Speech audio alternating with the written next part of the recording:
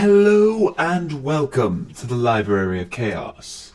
Today we are stepping back into the wonderful world of analog horror. And I will be revisiting the Painter series from Urban Spook.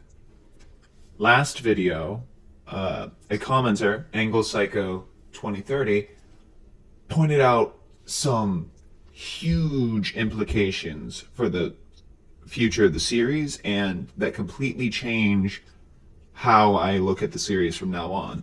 So I'm going to explain those first, and then we will go ahead and take a look at Urban Spook's newest video, Witness. But before that, allow me to take just a second of your time, as I have been sponsored by the wonderful people over at W Energy.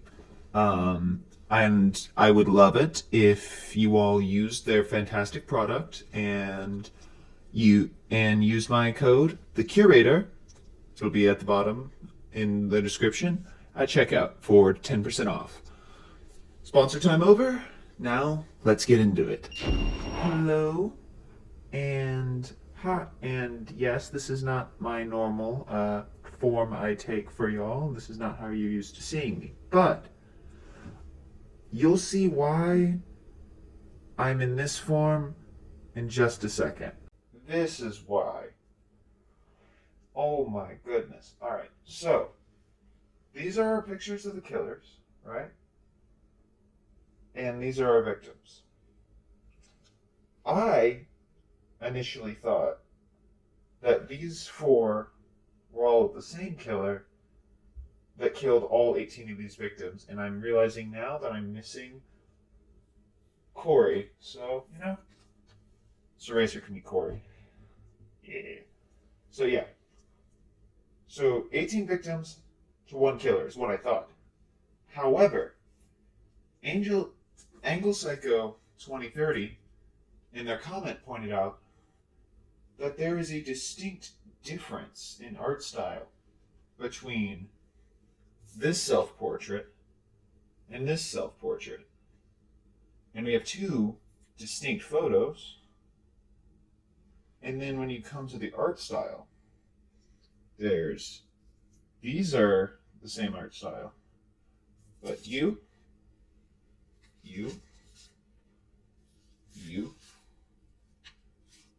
at least these three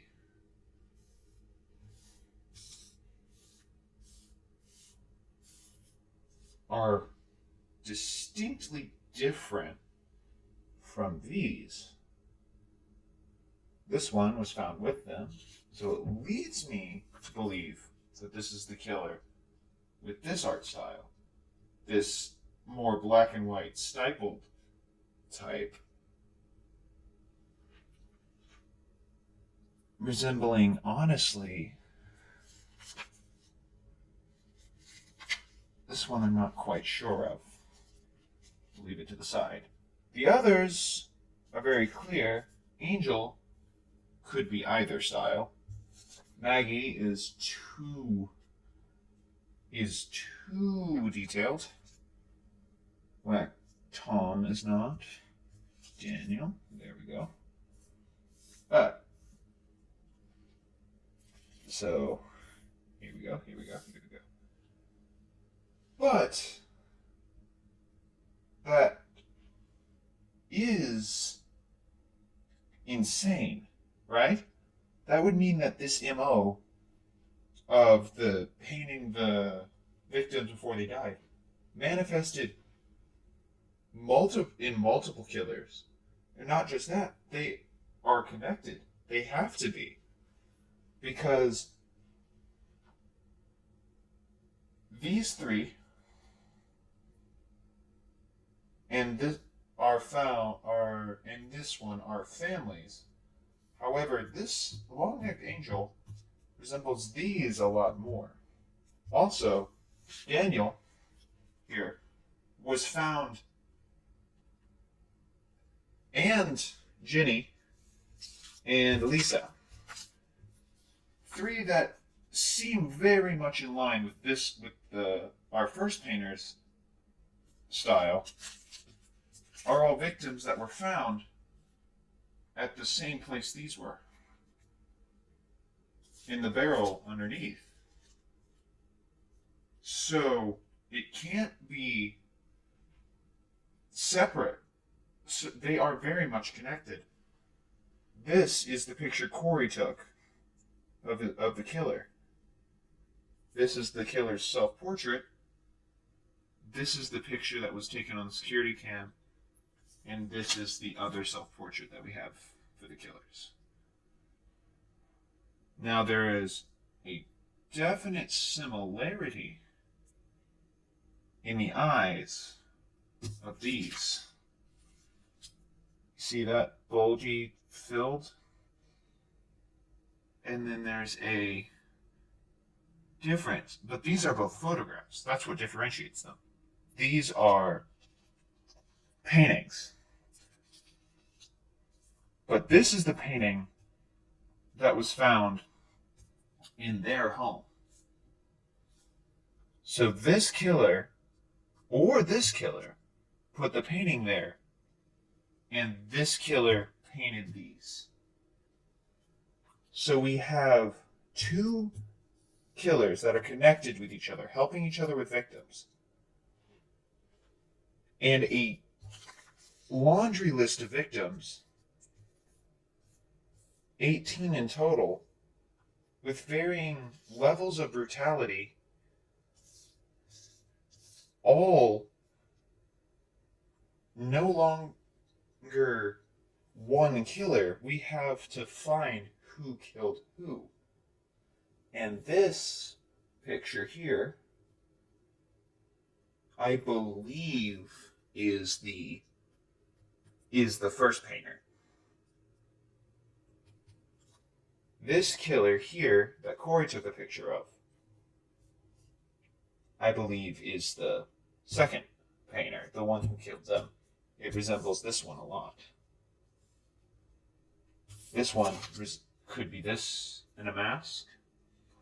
But, and then we have this very stylized type, and then we have these very dark and red paintings, right?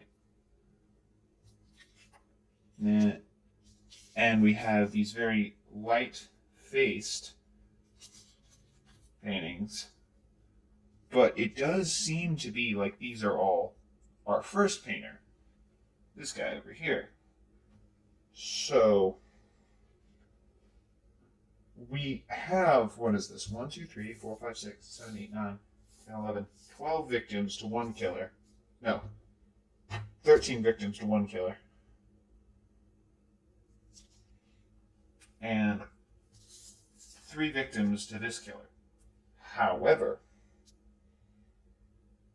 we could be looking at a serial killer duo that is going around and taking out. But what that means is this first painter is far more violent and prolific, but he's also the one that's taunting the investigators. This one is punishing them. This is the police officer who's investigating him. This is an act of punishment. These are acts of whatever delusion is driving this killer, but he is... So, we may have a killer and someone close to them that's protecting them. That I don't know. But whatever it is, this connection is keeping them 3 steps ahead of the investigators, and they're taunting them. This is a prideful man. This is somebody who... But, not just that, this investigator was killed by this killer.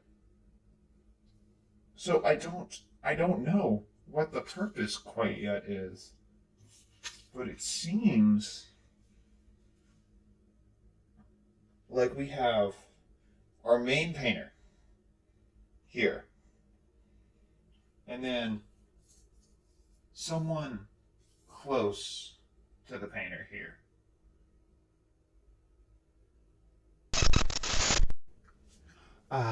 It's good to be back in the library. I can only stand that form for so long.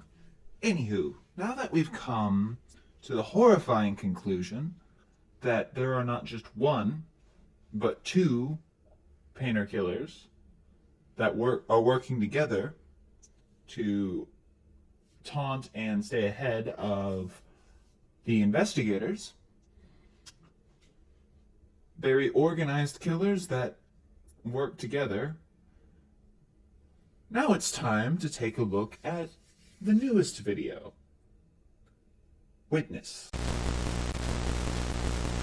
The tape opens telling us that 3 people have gone missing 3 days ago.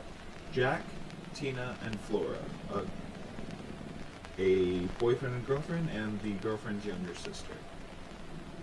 2 days ago, the police found Jack's car in the woods. There were signs of struggle within the car, as well as a painting. This painting, called Flower Face Flora. And from what we know about the painter killers, that doesn't bode well for her. Then, while they were investigating, nearby they heard screaming. So the police rushed over there to see what it was. They found a grisly sight. What they found was Tina tied to a tree with her feet and arms cut off. But this is the first thing that happened. First time this has happened, we have a live victim, and she was able to give an eyewitness account. I remember waking up in the car. Jack was gone, and I could hear someone approaching.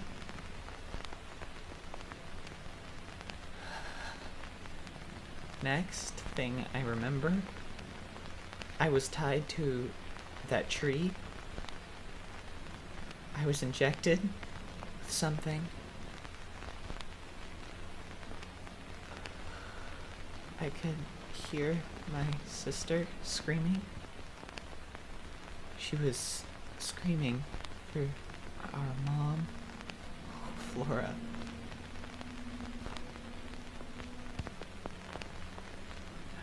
I don't know.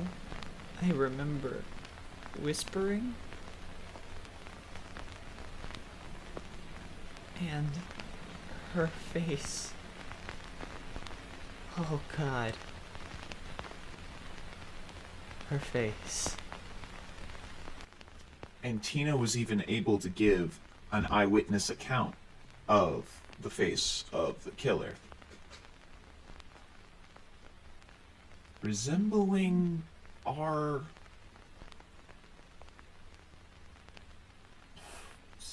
I'm not certain, but I believe this might be the second painter. Although these victims and Flora's painting seem to be a lot more like our first painter, but she did hear whispering. They may have both been present, because who else would he be whispering to? But that's not all. Whenever the police went back to the crime scene of Jack's car, they found a painting. This painting. Jack's body has still not been found, but the title of the painting was hastily written, and the state of Tina's in still being alive. This is the first time, I think, we've seen the painters caught by surprise.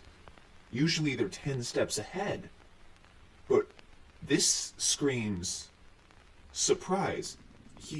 They didn't plan to put the Jack painting in the car. They had to, because that's where they were.